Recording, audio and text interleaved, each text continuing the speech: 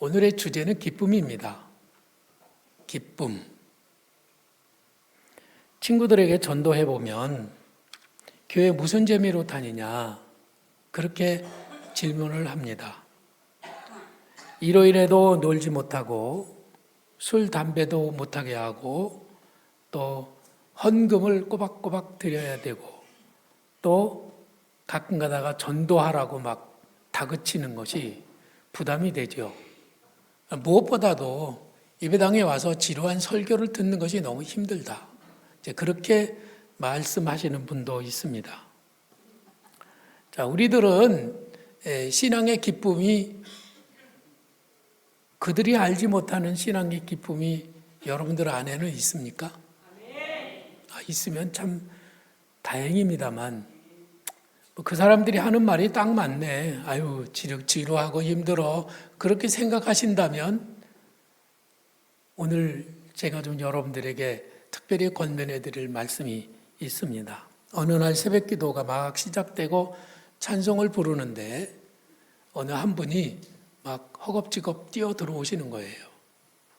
그런데 허겁지겁 뛰어 들어오는 분들은 대개 보면은 고개를 수그리고 몰래 살살 자리 가서 흔적도 없이 앉는 것이 보통 관례인데 이분은 들어오면서 막 크게 밝은 모습으로 저를 바라보시는 거예요. 아니, 뭐가 그렇게 기쁜지. 그런데 그 기쁘게 웃는 모습이 너무나 예뻤고 그 기쁜 모습이 저에게 전이 돼가 뿐만 아니라 저를 위로해 주는 것 같아서 저는 너무 감사했습니다. 매일매일 고단한 하루하루를 보내면서 그 새벽에 잠이 얼마나 달꿀같이 답니까? 그런데 새벽을 깨워 먼 길을 운전하고 왔다가 또 다시 집에 갔다가 또 출근해야 하는 그런 생활을 반복하면서도 기쁘게 새벽 기도에 참여하는 그 기쁨의 근원은 어디에 있을까요? 혹시 여러분들은 그 기쁨의 근원을 아십니까? 그래, 그럴 수 있지. 나도 새신자 때는 그런 적이 있었어. 그렇게만 생각해 주셔도 고맙겠습니다만, 아니, 뭐가 기쁜 거야? 그렇게 물어보신다면 실망입니다. 그분에게는 세상이 모르는 아주 독특한 기쁨이 있는 것이죠. 우리가 이 기쁨을 알면 예수를 믿는 사람이고 이 기쁨을 알면서도 우리가 잘 누리지 못한다면 우리의 신앙이 병들었다고 말할 수 있을 겁니다. 여러분들은 건강하십니까? 모두가 건강한 신앙을 유지할 수 있기를 소망합니다. 예수님께서는 우리 모두에게 이 기쁨을 주고 싶으십니다. 우리가 울적해하고 우리가 힘들어하고 우리의 얼굴이 찡그러져 있을 때 우리 주님은 우리를 바라보시면서 이렇게 말씀하세요. 내가 이것을 너희에게 이루면 내 기쁨이 너희 안에 있어 너희 기쁨을 충만하게 하려 함이니라. 우리 주님은 우리가 기뻐하기를 원하세요. 기쁨을 주고 싶으십니다.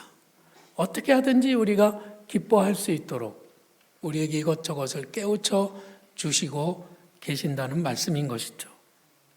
전도서에는 우리 그리스도인들이 누리는 세 가지 기쁨을 얘기하고 있습니다. 그 중에 첫째는 먹고 마시는 기쁨이에요. 좋은 음식을 먹고 또 좋은 의복을 사입고 또 우리들이 핸드폰을 새로 장만하고 그러면은 기분이 좋잖아요. 그죠? 또 무슨 자동차를 마련한다든지 또 새 집을 마련하면은 그 기쁨은 더 큰 것이죠. 그리고 그 기쁨은 좀 더 오래 갈 수 있을 거예요. 우리 하나님도 우리들에게 그런 기쁨을 누리라고 하십니다. 기독교인이라고 해서 세상적인 이런 먹고 마시는 기쁨을 누리지 말라. 그런 거는 아니에요. 하나님도 우리가 그 기쁨을 이 세상에서 마음껏 누리면서 살기를 원하시는 줄로 믿습니다. 주님은 우리가 누리는 이런 기쁨을 나쁘다고 평가하지 않으세요. 그래서 우리들도 이 세상에서 돈을 좀 벌어서 여행도 다니고 좋은 음식도 먹고 그리고 좋은 옷도 사 입고 그렇게 살기를 원하시고 그렇게 우리에게 복을 주십니다. 그 복을 누리는 성도들이 되시기를 축원합니다. 그러나 이런 기쁨들은 작은 기쁨이죠. 우리에게는 더 큰 기쁨이 있어요. 만일 우리들이 이 작은 기쁨에 너무 집착하거나 거기에 중독이 되면 우리들이 더 큰 기쁨을 놓쳐버리게 돼요.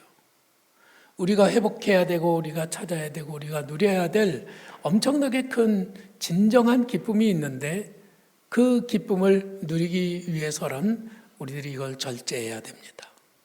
첫 번째 기쁨이 작은 기쁨은 우리들이 절제하면서 더 큰 기쁨을 누리기 위하여 달려가는 성도들이 되어야 한다는 것이에요.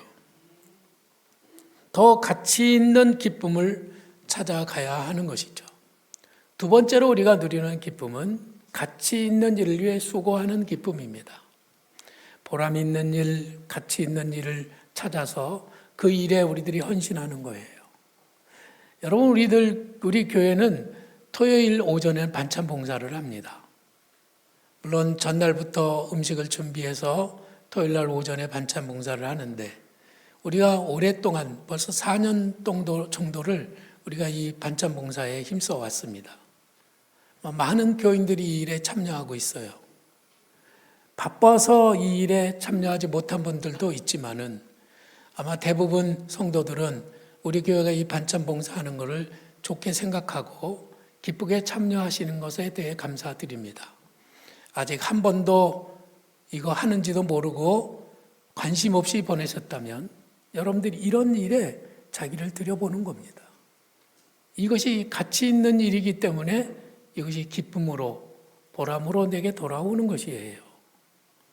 근데 우리들이 이런 가치 있고 보람이 있는 일에 전혀 관심이 없어 오로지 나 자신만을 위해서 살아간다면 우리들의 기쁨은 이만큼밖에 누리지 못해요.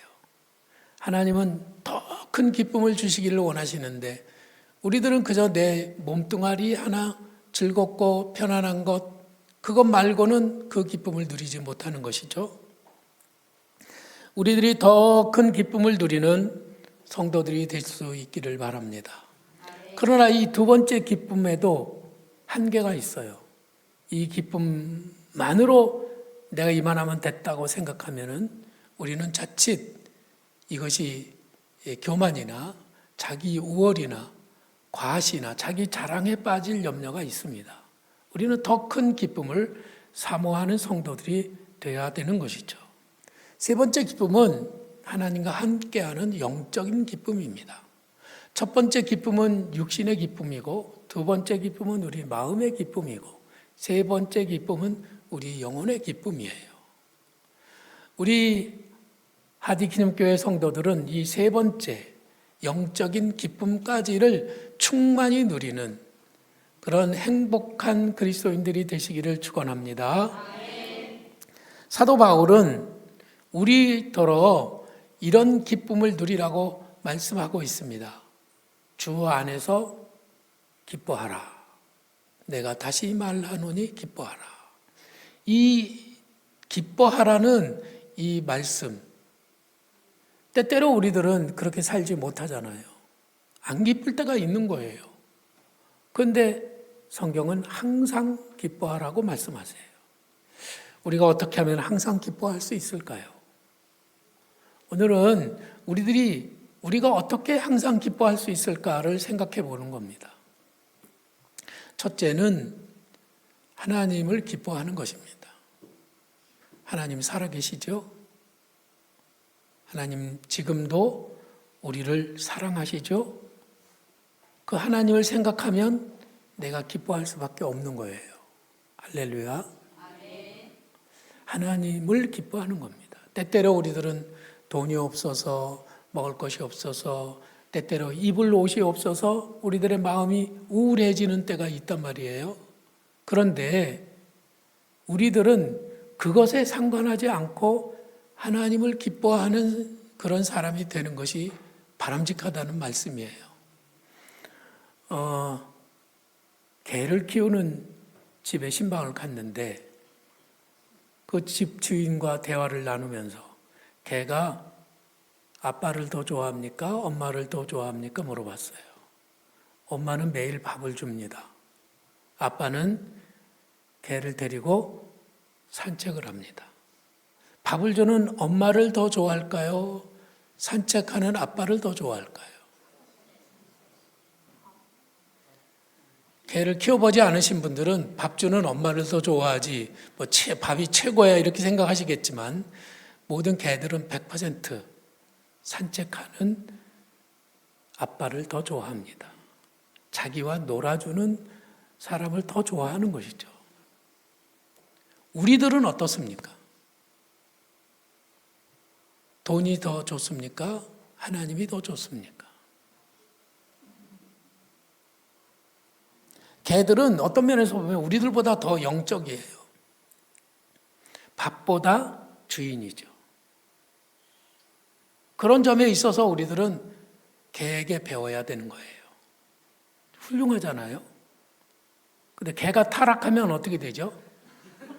개가 타락하면 밥 주고 밥그릇에 이렇게 손을 대면은 막 이빨을 드러내고 어르렁거리면서 곧 물듯이 달려듭니다. 그게 타락한 개예요. 자기에게 밥을 준 주인을 몰라보는 거죠. 느헤미야는 우리에게 이렇게 말합니다. 그가 말하기를 이날은 우리 주의 성일이니 근심하지 말라. 여호와로 인하여 기뻐하는 것이 너희의 힘이니라.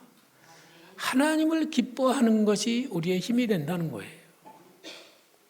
실제로 그런가요? 돈이 없을 때도 하나님 때문에 기쁘고 몸에 병들었을 때도 하나님 때문에 기쁘고 일이 안 될 때도 하나님이 계시니 기뻐할 수 있는 그런 믿음이 우리에게 있는가 하는 것이죠. 그런 믿음, 그런 은혜가 우리들에게 있기를 축원합니다. 이것을 우리는 절대 기쁨이라고 말하는 거예요. 절대 기쁨. 어떤 경우에도 흔들림 없이 기쁨을 끝까지 유지해 가는 것이죠. 그래서 데살로니가전서 5장 16, 17, 18절 요 말씀은 굉장히 우리가 잘 아는 말씀이잖아요. 근데 저는 이 말씀을 이렇게 고쳐봤어요. 항상 기뻐하라, 쉬지 말고 기뻐하라, 범사에 기뻐하라. 이게 절대 기쁨이에요. 언제나 어디서나. 늘 기뻐할 수 있는 사람이 바로 절대 믿음을 가진 사람입니다. 사도 바울은 고통스러운 감옥에 갇혔지만 빌립보 교회 성도들에게 당부를 합니다.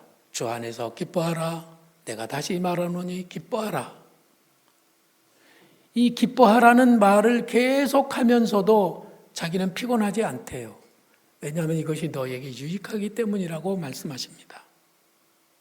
이 기쁨은 환경에 좌우되거나 잠시 기쁘다 없어지는 그런 안개 같은 기쁨이 아니에요. 언제나 기쁜 겁니다. 남을 위해서 수고하면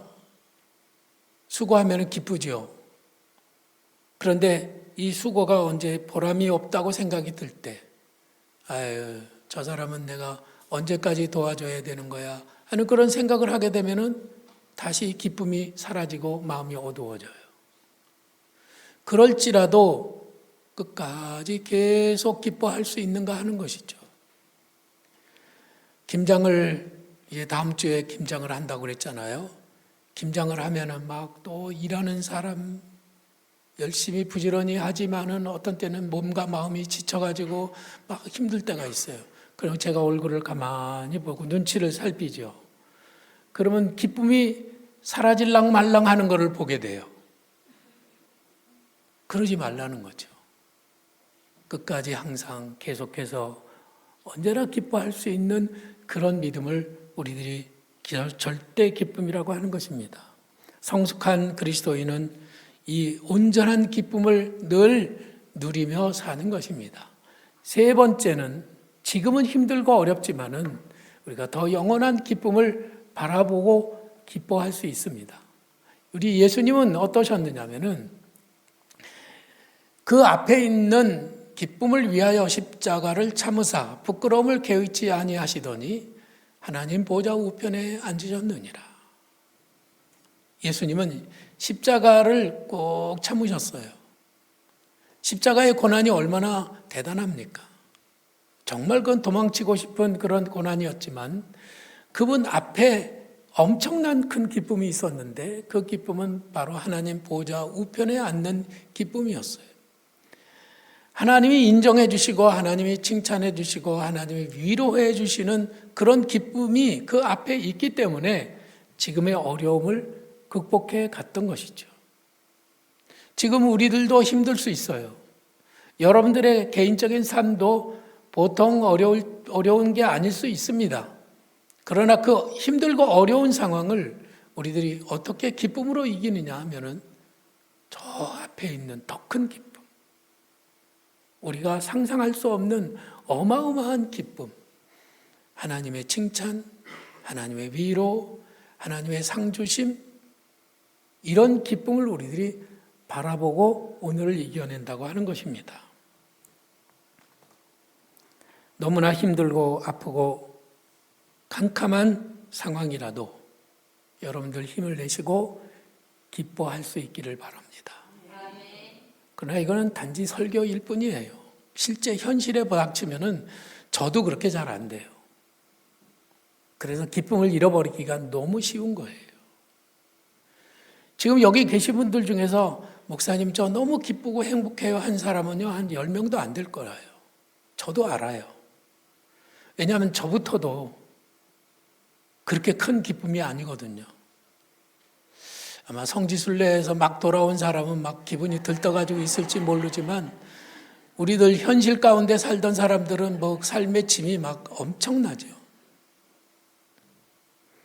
그래서 많은 그리스도인들이 기쁨을 말하면서도 전혀 기쁘지 않은 하루하루를 보내고 있다는 것이죠. 웃으세요. 아예 웃으라니까? 그런데 웃음이 나옵니까? 그렇게 쉽게 웃어지던가요? 잘 안 되는 거예요. 하루하루가 너무 힘겨운 이들은 웃으라는 말보다 울어라는 말이 더 가깝고 그것이 더 쉬운 일일 수도 있습니다. 상황이 너무나 힘들고 앞이 캄캄하면 우리들은 웃기가 너무 힘들죠. 그런데 성경은 뭐라고 말씀하세요? 항상 기뻐하라. 쉬지 말고 기뻐하라. 범사에 기뻐하라. 하나님이 지금 뭘 모르고 하시는 말씀일까요? 아닙니다. 우리들의 병든 우리의 삶을 치료하고 회복시키기 위해서 우리가 억지로라도 웃어가는 그런 게 꼭 필요하기 때문에 우리에게 기뻐하라고 말씀하시는 것이죠. 이 기쁨 우리에게 있기를 바라요. 근데 웃지 않는 사람 있죠. 지금 앞에서 막 웃기는 일이 벌어지고 있어요. 그런데도 멍하니 쳐다보는가 하면은 최고로 웃어도 픽 그러고 끝. 그런 사람이 세상에 많더라고요. 저만 그런 게 아니더군요. 근데 건강한 사람은요, 이 마음이 건강한 사람은 정말 큰 소리로 웃을 수 있는 사람이에요. 텔레비전에 보면은 예능 프로그램에 연예인들이 많이 나와서 게임을 하잖아요. 그런데 그 게임을 하는데 거기에 참여한 사람들이 대부분이 코딱지만한 일에 막 크게 막 박장대소를 하면서 웃는 거예요. 그러면 제가 속으로 뭐가 웃겨? 하나도 안 웃기는데. 거기 웃는 사람이 건강합니까? 그래서 비웃는 사람이 건강합니까? 웃는 사람이 건강한 거예요. 저는 우리 하디기념교회 성도들이 다 건강한 영혼을 가진 성도들이 되기를 축원합니다. 만일에 우리들이 웃지 못한다면 우리는 병들어 있는 거예요. 오늘은 그 병들을 다 고침받기를 소망합니다. 고침받으세요. 웃지 못하는 병에서 노임받을지어다. 기쁨은 선택입니다. 어떤 것은 우리가 선택하지 못해요. 내가 남자로 태어날 거냐 여자로 태어날 거냐, 이건 우리가 선택할 사항이 아니죠. 이미 그것은 저 위에서 결정해가지고 우리 보내셨기 때문에 우리의 선택 사항이 아니에요. 봄이 오고 여름이 오고 가을이 오고 겨울이 오는 거, 어떤 날은 비가 오고 어떤 날은 눈이 오는 거, 이걸 우리는 선택할 수 없어요. 그저 그 상황에 우리들은 맞닥뜨릴 수밖에 없는 것이에요. 그런데 지금 기쁘게 이 순간을 맞이하고 보낼 것이냐 아니면 슬프게 이 순간을 보낼 것이냐 하는 것은 우리의 선택 사항이에요.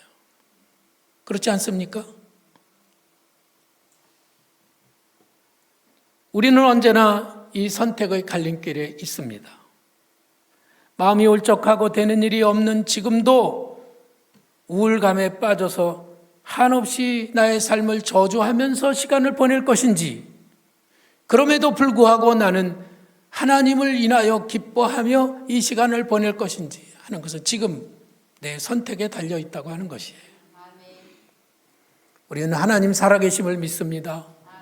그분이 지금도 나를 사랑하고 계심을 믿습니다. 그분이 먼 미래에 나를 위하여 큰 상을 준비하고 계심을 믿습니다. 그럼 웃을 수 있다는 말씀이죠. 할렐루야. 성경에 이렇게 말씀하셨어요. 여호와를 기뻐하라. 그가 내 마음의 소원을 내게 이루어 주시리로다. 상황은 꽝이에요. 아무것도 웃을 일이 없어요. 그러나 하나님 살아계시니 내가 하나님을 기뻐하는 것입니다. 그러면 하나님이 내 마음의 소원을 이루어 주신다고 하는 것이에요. 단 하루, 한순간 내가 박장대소를 하며 막 깔깔거리면서 땅에서 뒹글뒹글 굴면서 웃을 수 있다면 우리들은 건강이 회복되는 거예요. 여러분들 언제 웃어보셨어요? 언제 막 그렇게 기분 좋게 막 배꼽이 빠질 정도로 웃어본 적이 언제였습니까? 요 최근 일주일 안에 그런 날이 있었나요? 대답을 안 하시네. 그럼 멀리 잡아서 한 달 안에 그런 기쁜 일이 있었나요? 그럼 한 1년 잡고 그렇게 기쁘게 웃었던 적이 있었나요? 아시라죠? 저도 마찬가지예요. 오늘 전교인이 운동회를 하는 날입니다. 저는 오늘 운동회가 모두에게 아주 즐거운 시간이 되기를 바랍니다. 많이 웃고 또 서로에게 행복을 줄 수 있는 그런 날이 됐으면 좋겠어요. 옛날 배삼룡이라고 하는 코미디언이 있었어요. 근데 그 사람은 넘어지지 않을 때에서도 넘어져요. 괜히 비실비실하고요. 괜히 헛말을 하고 그렇습니다. 우리를 웃기기 위해서 그랬던 거죠. 오늘 여기 있는 성도들이 비실비실 배상룡처럼 그렇게 다른 사람들에게 오버액션을 해가지고 기쁨을 줄 수 있다면 그 사람에게 복이 있을 줄로 믿습니다.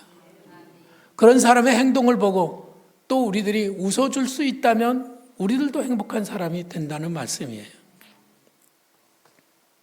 많이 웃으면 건강에도 좋다고 그럽니다. 우리 몸에는 650개 정도의 근육이 있는데 얼굴에만 근육이 80개가 있대요. 근데 우리들이 만일에 환하게 웃으면은 내 몸에 있는 근육 231개가 움직인대요. 얼굴에는 15개의 근육이 움직입니다. 그러니까 이 근육이 움직이지 않으면 웃을 수가 없는 거잖아요. 그래서 우리들이 만일 15초 동안을 웃으면은 12칼로리가 소모되고 수명은 이틀이 늘어난대요. 아니 12칼로리 소모되는데 이틀이나 수명이 연장된다니까 얼마나 경제적이에요. 잇몸 일으키기 25번을 한 것과 똑같은 운동 효과가 있답니다. 그래서 우리들이 막 큰 소리로 웃으면은 우리의 수명은 계속 늘어나는 거예요. 안 웃긴데 어떻게 웃겨요? 근데 옆에 있는 사람 간지럼을 한번 태워가지고 한번 크게 웃도록 한번 해보시면 어떻겠습니까? 작은 거에도 웃는 거예요. 아무것도 아닌 일에도 막 웃자고 덤벼들면 웃을 수 있어요. 나는 절대로 못 웃어요. 그런 사람은 선택을 아예 안 하는 사람에게 알기 때문에 어쩔 수 없지만 웃으면 웃을 수 있습니다. 자, 한번 해볼까요? 옆에 있는 사람 한번 웃겨보세요. 간지럼으로. 큰 소리로 하하하하 소리를 내면서 입을 크게 벌리고 배가 막 아플 정도로 숨이 넘어갈 정도로 웃어보는 거예요. 그러면 15초 동안에 수명이 이틀 늘어나는 겁니다. 저는 한번 크게 웃어본 적이 언제인가 생각하면 잘 기억이 나질 않습니다. 근데 오늘은 웃으려고 작정을 했어요, 제가. 선택이라니까 나는 웃으려고 기쁨을 선택했습니다. 그래서 오늘은 제가 막 웃을 거예요. 여러분들도 웃을 거죠? 체육관에서 누가 나를 웃긴다고 생각이 들면 막 큰 소리로 웃으세요. 하나님이 주신 은혜요 복입니다. 그 은혜를 누리시기를 축원합니다. 오늘은 웃음을 참지 말고 오버하십시오. 오버 액션으로 큰 소리로 웃으세요. 전문가들은 3가지 웃음의 원칙을 우리에게 말합니다. 첫째로는 크게 웃어라. 소리를 크게 내고 입을 크게 벌리고 액션을 크게 하고 막 자지러지게 웃는 것입니다. 그리고 2번째는 숨을 내쉬는 날숨으로 10초 이상 웃어라. 그 웃음은 10초 이상 가야지 효과가 있습니다. 3번째는 배가 아프고 숨이 끊어질 듯 박장대소를 하라. 너무 웃어가지고 막 아우 나 너무 힘들어. 배가 아파. 숨이 넘어가려고 그래. 이 정도 돼야 그 웃음이 우리에게 건강을 준다는 거죠. 잠언에 말씀하시죠. 마음의 즐거움은 양약이라도 심령의 근심은 뼈를 마르게 하느니라. 오늘 하루 여러분들이 몸도 마음도 두루두루 건강해지는 은혜가 있기를 축원합니다.